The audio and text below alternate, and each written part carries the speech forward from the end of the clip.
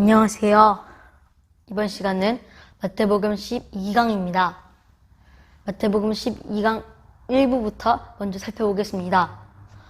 마태복음 12강 1부는 예수님이 세례요한의 제자들의 질문에 대답하시고 또 자신이 세례요한에 대해 말씀하시며 또 자신의 정체성과 세례요한의 정체성을 말씀하시는 내용입니다. 2절에서 19절에서는 예수님이 세례요한의 제자들의 질문에 대한 답변과 세례요한에 대해 말씀하신 내용입니다. 요한이 기대한 하늘나라는 악인들이 불로 심판을 받고 의인들이 해방을 경험하는 나라입니다. 요한은 자신이 소개했던 더 높은 자, 또 메시아가 와서 즉시 불과 성령으로 악인들을 심판하고 의인들을 구원할 것을 기대했습니다. 하지만 요한은 감옥에서 예수님의 행위가 전혀 실현되지 않았다는 것을 생각했을 것이고 세례 장면에서 여겼던 일들을 예수님께서 전혀 보여주시지 않았을 것이라고 생각했을 것입니다. 그래서 예수님은 세례 요한이 자신들의 제자를 통해서 예수님께 물은 내용에 대해 답변을 하십니다. 5절에서는 예수님이 맹인이 보며 못 걷는 사람이 걸으며 나병한 자가 깨끗함을 받으며 못 듣는 자가 들으며 죽은 자가 살아나며 가난한 자에게 복음이 전파된다 하라. 자, 이렇게 예수님은 5절에서 세례 요한의 제자들에게 답변을 즉시 해주십니다. 그런데 이 예수님께서 말하신 것은 바로 그리스도의 행위입니다.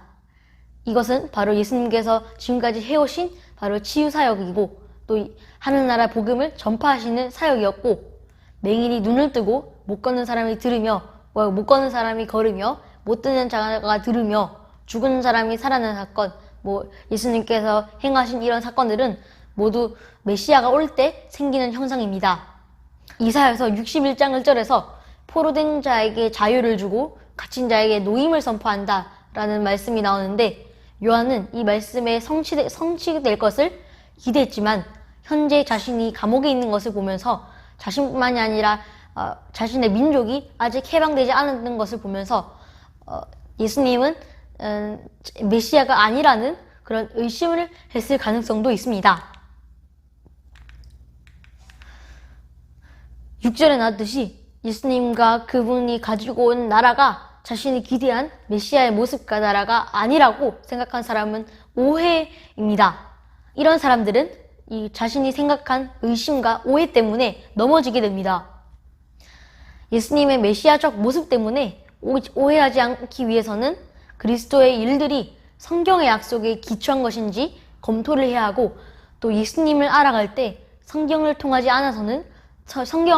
않고 예수님을 알아간다는 것은 전혀 옳은 방법이 아닙니다. 이어서 7절에서 15절에서 예수님은 요한의 정체성에 대해 말씀하십니다.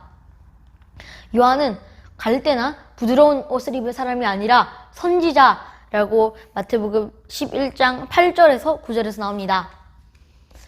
그런데 마태복음 7장 11절에서는 내가 진실로 너에게 말하노니 여자가 낳은 자 중에 세례 요한보다 큰 이가 일어남이 없도다. 그러나 천국에서는 극히 작은 자라도 그보다 크니라 라고 예수님께서 말씀하십니다. 이 말씀은 먼저 세례 요한이 바로 인간들 중에서는 사람이 낳은 사람들 중에서는 가장 높은 우월한 사람이지만 천국에서는 세례 요한보다 더 큰 이가 많다라는 것입니다. 그래서 구원사의 관점에서 이제 하늘나라가 11장 5절의 설명처럼 강력하게 이미 왔으므로 마태복음 5장 3절에서 10절의 가르침처럼 하늘나라에 들어간 사람은 바로 세례 요한보다 더 큰 사람이 되고 복을 누리는 시대가 왔기 때문에 이 나라에 들어와서 구원의 혜택을 누리는 사람은 모든 사람은 바로 요한보다 더 큰 사람입니다. 이어서 12절에서는 세례 요한 때부터 지금까지 천국은 침노를 당한다고 하는데 이 침노한다는 말은 도대체 무엇을 말하는 것일까요?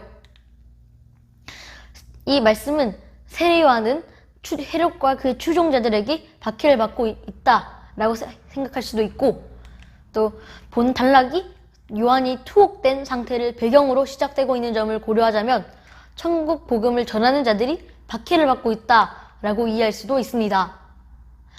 자, 그래서 12절의 의미는 하늘나라는 요한 이래로 고통을 겪고 있는데 이 고난은 하늘나라가 온 표시이자 또 하늘나라는 이미 임했으나 폭력적인 저항을 만나게 될 것이고 또 이 12절에 나왔던 침노하는 자들은 빼앗느니라 라고 나오는 말씀처럼